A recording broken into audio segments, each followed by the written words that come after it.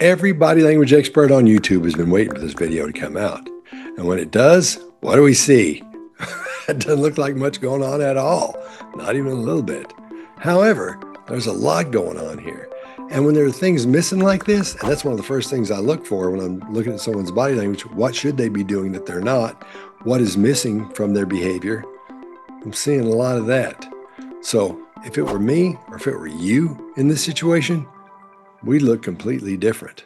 So let's take a look at this guy's body language and talk about what's missing and why. Charlie Kirk, victim targeting enhancement in violation of Utah Code annotated. All right, first thing we're going to look for are the facial expressions. And what facial expression is that? That's actually a blank expression. There's nothing happening there at all, not even a little bit. So what's missing that should be here? Well, most of the time when someone's in this situation, we see all kinds of expressions on their face. Sometimes they'll zero in on one or two, and sometimes they'll be three or four or five. But in this situation, we see one, and that's the blank expression. Now, if it was you, or if it was me in this situation, we'd at least be seeing concern. And that's when your glabella, that little group of muscles right there, come together, and your eyebrows come together right there, because we'd be concerned about what's going on. We'd be worried about what's going to happen. Keep in mind, the judge is reading off his charges just down a list, one after the other. And as he does this, nothing changes. One of the things that we would usually see in a situation like this are these heavy gasps or these heavy, deep breaths, that kind of thing. We don't see that. We see a couple of breaths where they get a little bit deep, but that looks like it's from boredom. We don't see any anger. Quite often in this situation, we'll see that person is really mad about being there. And he's mad about, or she is mad about what they've done. And they're mad they got caught. And they're mad that they got in trouble. We don't see that here. And where will we see it? Of course, we see it mostly in the eyes and the eyebrows. When somebody's mad, they can do that and their eyes squint up. Here's the thing about real anger that most people miss is if I told you, make an angry face, you'd probably squint your eyes and do that. However, when somebody's doing that, it's not real. You know how we know? Because when you're really mad, your brain is trying to keep your eyes open as wide as they can go, but you're squinting your eyes. So not only are your eyes squinted, you try to keep them wide, so it gives you that psychopath look, like that. That's when you know somebody's really mad. I've seen that a lot.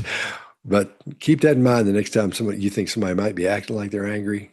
Look for that. Look for the big squint. Remove the firearm used to shoot Charlie Kirk and the conduct that constitutes an offense would be Another thing missing from this is grief or sadness. We don't see his mouth coming down. You see his mouth coming down here on the sides a little bit, but again, that could be from boredom because that's a blank expression. We don't see anything happening in the chin boss. Again, this video isn't very good. It's kind of blurry, but we could at least see some movement in there or see a little bit, tiny little wrinkle in there, but we're not seeing that. Another thing that's missing is the blink rate being high. Now, when someone's in a situation like this, what'll happen at first, they'll be blinking a whole lot. You'll see a lot of fluttering and they'll be hearing information they don't want to hear, so they'll eye block and they'll flutter. We don't see that here. The regular blink rate, normal blink rate, is usually around 15 to 20 times a minute. And it's really tough to see what's going on with this guy's blink rate, so we really can't lean on that and be concerned with it. But if you look really closely, there's not a whole lot of blinking going on there. Usually when you're in the situation, your eyes are wide open after a couple minutes go by when the charges start being enlisted because you want to hear your brain say, man, we need to get everything we can, all the information we can possibly get, we need to get from this.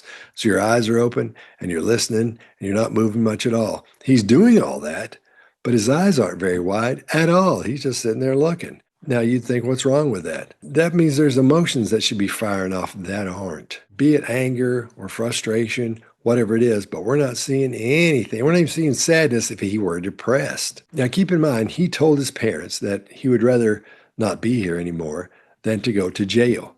And apparently, the people in prison think that as well, or in the jail, because they've got what's called a suicide robe on him. That's one of the reasons we're not seeing his hands and seeing him move around a lot from that perspective, because he can't move those. Another thing that's missing is he's not trying to get comfortable in his seat. If it was you, if it was me in this situation, we'd be scooching around our seat, trying to get comfortable and moving around a lot. We're not seeing any of that at all. In fact, he's got that one shoulder pushed forward. He's sitting there almost at an angle, just a little bit. That's why that one shoulder is forward a little bit, because I'm sure his feet are pointing toward the door. He just sat down, didn't move much. That means he doesn't care. That suggests that he doesn't care that much about what's happening, which would also suggest he doesn't care what happens to him. There are a couple of times where we do see some adapters. We see some adapting, and it's with his jaw, because he clenches his jaw and he pushes it, I think, to the left a little bit. You have to look really close, but that's what's happening. And that could be from a lot of different things. But I'm under the impression it's an adapter. He's trying to self-soothe because he's got some stress in there. He must have some. So I'm assuming that's what that is. But if it were you, or if it were me, we'd be scooching all over that chair. We'd be moving our shoulders because in that situation, your shoulders would be tight. Your stomach would be tight. So you'd be taking in deep breaths more often than he is. And these breaths he's taking in, those just look like it's from boredom. And again, if it was you or if it were me, we'd at least be apprehensive. We'd be like, what's going to happen next? Not him. And the judge, again, is reading off this list of these horrendous things he's done, and it didn't bother him, not even a little bit. And keep in mind, he's in a situation he's never been in before. And that would make your limbic system pop off and be on fire. Now, your limbic system is always on, and it helps you make sure nobody's going to get you and nothing's going to jump on you and nothing's going to scare you, things like that. If something does scare you, what are you going to do? You've got freeze, fight, or flight. You got all those things going on. That's what that thing's in charge of. And with psychopaths, that thing's broken. But we're not dealing with a psychopath here. If there's anybody on YouTube, if you go on their channel, they say, oh, this guy's a psychopath and I can see it. No, they can't. No, they can't. You can't tell from this. They don't know what they're talking about. You're getting bad information from that person. Remember that. So what does his body language suggest when we're not seeing the things that we would normally see in this situation? We're not seeing the anger or the grief or the frustration or the concern or the sadness, nothing. Why the blank stare? Why the blank face? I'm not a psychiatrist or a psychologist, but I think he's given up. He doesn't care what happens next. And that's probably why they have that suicide robe on him. Later on, there's going to be more video. It's going to be the same type of situation.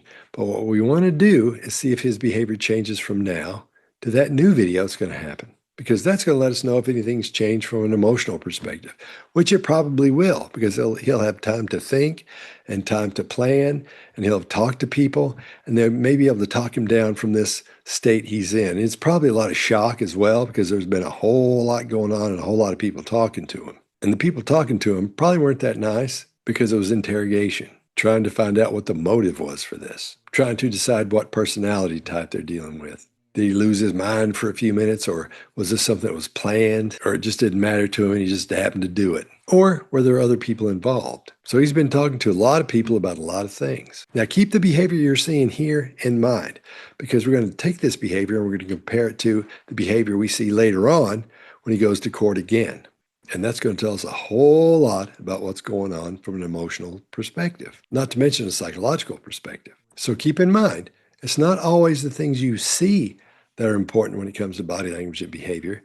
It's the things you don't see, the things that are missing, the things that don't show up when you're looking at somebody's body language in specific situations. All right, if you got any questions about body language, just email me, bodylanguagequestions@gmail.com, and I'll get right on it.